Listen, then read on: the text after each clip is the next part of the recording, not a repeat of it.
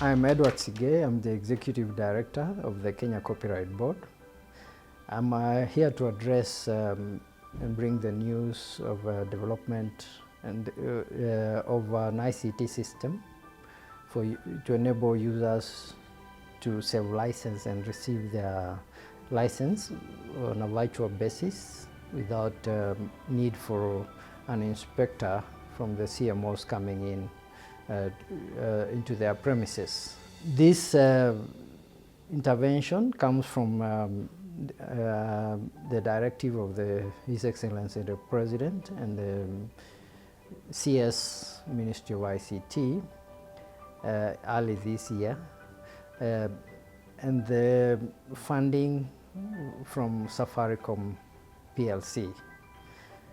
The system is intended to simplify the process and manage the relationship between the CMO and the users of their music, which is their property. So this system is now ready for deployment. The users have two options. One option is through the web portal. The second entry point is through a USSD.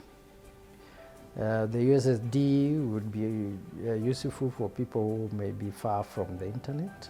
This system of payment and collection allows for the users to be able to get in, identify the kind of business they do, and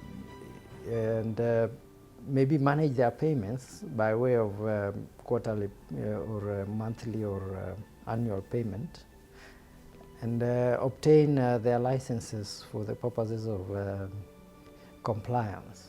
This system then reduces the need and the friction that we have seen between the CMO staff and the users of their music, and is a call for self-compliance and self-initiative on the part of the users to enable our artists to earn a fair share of the monies that their work gives them from the exploitation in a public arena. At this point, I would like to thank Mr. Joe Mushero, the Cabinet Secretary in the Ministry of ICT, Youth and Innovation, for coming up with this innovation that would serve two purposes. Actually three. The first purpose is that we shall know how much money is coming into the CMO's account, and the government can be able to control the amount of money that is being expended and the amount of money that would go to the artist. So in that case, there is transparency and accountability, both to the payers and to the artists and to the government. The second role of this system is to ensure that we know everybody who has contributed to the making of a copyright work, and at the subsequent phase of this project, be able to monetize and create an e-commerce platform that would enable, that would probably result in a marketplace for copyright works. The third thing that the system will do is that we should pay artists for their contribution in the income that the CMO obtains. And of course, I think there is actually a subsidiary benefit. This office will not be receiving complaints about being harassed by staff of the CMO.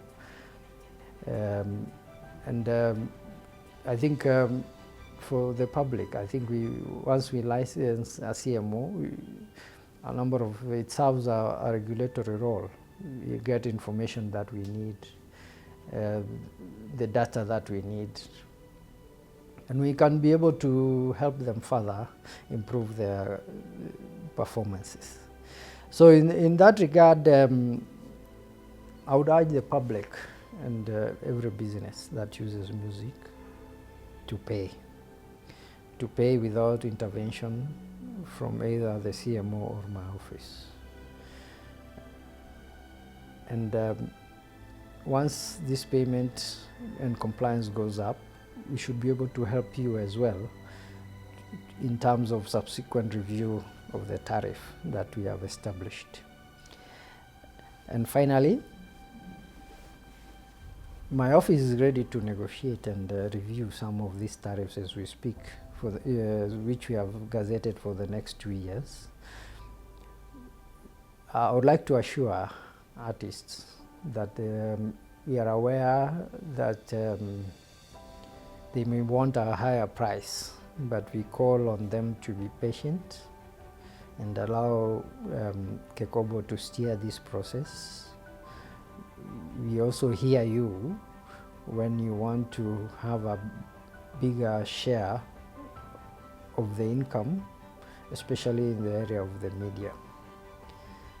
At the same time, this intervention has come in when the COVID has hit the industry a great deal. I would urge artists also to be patient with the CMO as they try to collect as much as possible in a difficult working environment. Taking note that in this regard, Government of Kenya and my office in the Kenya Copyright Board supports the CMO sector, and by extension the artists. And I would like to just repeat that every artist should be assured of the government support. As we move along, the users, the artists will see the benefit of the system, and we will continue to improve it to ensure that it serves you. As it is now, I've tested the user module, the music user module. I've gone through the USSD. It's friendly. It's very simple. It allows you to pay in about 4 ways, with the M-Pesa being the primary way. You can also do RTGS, and you can also do PesaLink, and also pay via check.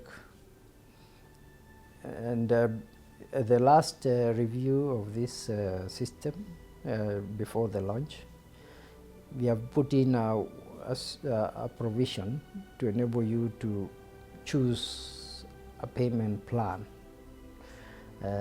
where the payment is fairly sizable. And I believe this one responds to one of the feedback to my office over the last several years.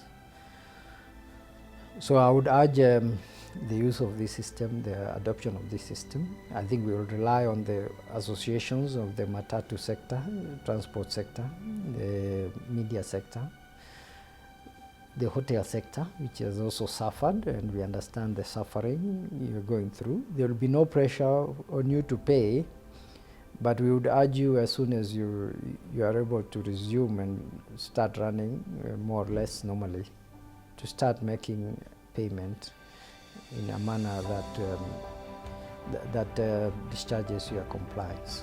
Thank you very much.